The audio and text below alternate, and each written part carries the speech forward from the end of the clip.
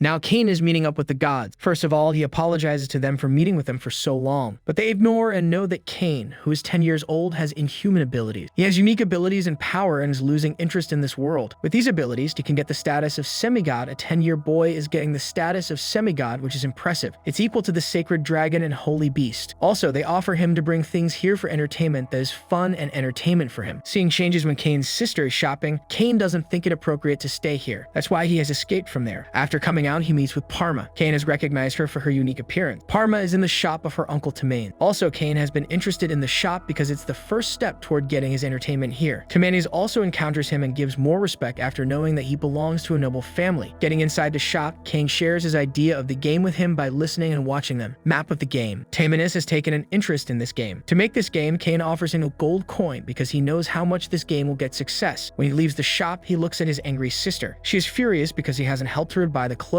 After arriving home, Rain has put on every dress and Cain has to praise her clothes. When it's Cain's turn to try on the clothes, then luckily, the servant arrives and informs him about Tamanis. He wants to meet with him. As soon as he gets his message, Cain visits his shop. He is startled to see that Tamanis has made the game he ordered. This game is Tamanis' priority, so he has done this job efficiently. Cain is also pleased because he has made this game according to his expectations. Apart from this, he teaches them how they can play this game. When Tamanis knows about the backcoming game, then he praises this game because he knows that this game is going to be popular. In addition, he praises Cain for bringing such a fantastic idea to life. But Cain shyly thinks that this game is present in his world. Even Parma also wants to play this game again and again. Just then, Cain gives them other instructions that he needs to produce 2 game types. The first will be for the elite class and the second will be ordinary. Also, only a 10-year-old guy instructs him to make 1000 sets of this game for the ordinary class and only 50 sets for the elite class. But Tamanis is worried because he needs more money to produce this game in such a large quantity. When estimating, Cain has kept many gold coins in front of him by watching the coins. He bows at him as thanks. But Cain, who considers everyone equal, tells him to stand up. Excitedly, they decide to make a contract before the god of commerce. They have arrived in front of the statue of God where they promise not to violate the contract because this game belongs to them till 3 years. Both parties are only eligible to create the game with each other permission. The game disappears as if God had composed their arrangement when they made the contract. It's the first time before Cain, so he is in shock. Further, Cain shares his idea to make this classic and popular game for the royal, but it's too much for Tamanis because he doesn't consider himself capable of creating this game for the royals. Contrarily, Cain encourages him to do it. In reality, he doesn't want to make it limited to kings. Instead, he plans to serve this game to gods who will enjoy this terrific game. After dealing with a business meeting, he gets back to his home. Here he is informed about the debut ceremony that is going to begin. Cain then leaves for the ceremony with his family and Garm tells Cain that he will be drawing a lot of attention today because he got promoted to the position of Baron and he should watch out for parents who are trying to introduce him to their daughters. Cain mentions that he will find a way to deal with them and they then reach the palace. At the venue, Cain notices Silk and Duke Eric and Cain thinks that the Duke's smile scares him. Garm then introduces them to Cain and Cain thinks that their last meeting was in public. Eric then thanks Cain for saving his daughter, and he hopes that they will have a favorable relationship. Cain praises Silk's outfit, and he states that she looks like a princess. This makes Silk happy, and Eric then intervenes, and he mentions that Cain is too skilled with the ladies for a 10-year-old. They then take their leave, and the king then enters the room with his family. The king greets everyone, and he asks them to do their best for the kingdom. The nobles then introduce themselves to the king, and it's finally Cain's turn. Cain greets the king and the princess, and he compliments the princess on her dress, saying that she looks like a goddess. This makes the princess happy, and the king asks Garm how he raised his child to be such a philanderer. Cain then thinks that the king's smile is also scary,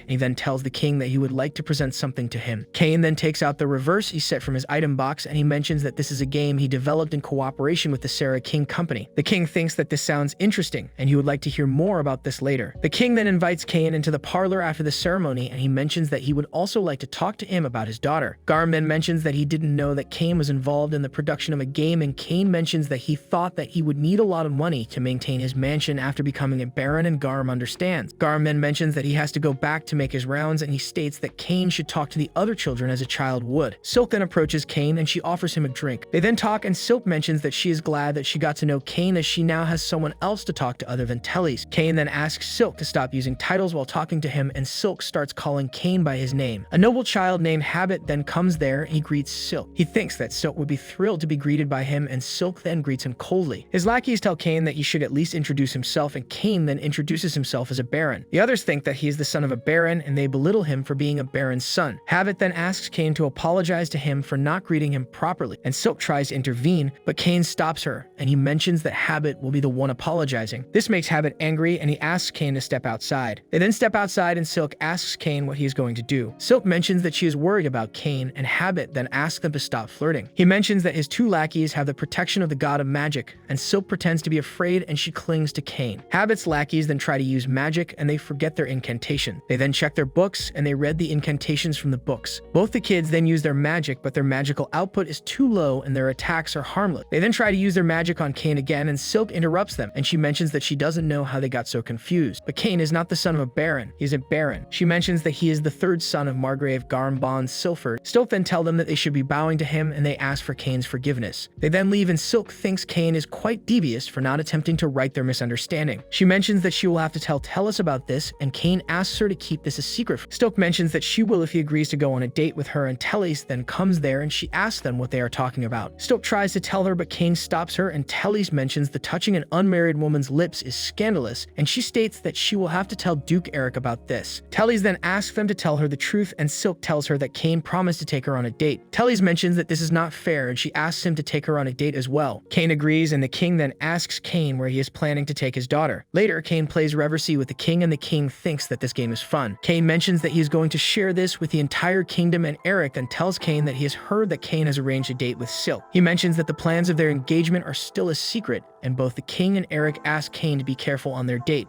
Thank you for watching. Be sure to subscribe to the channel and press the bell so as not to miss new videos. Bye everyone.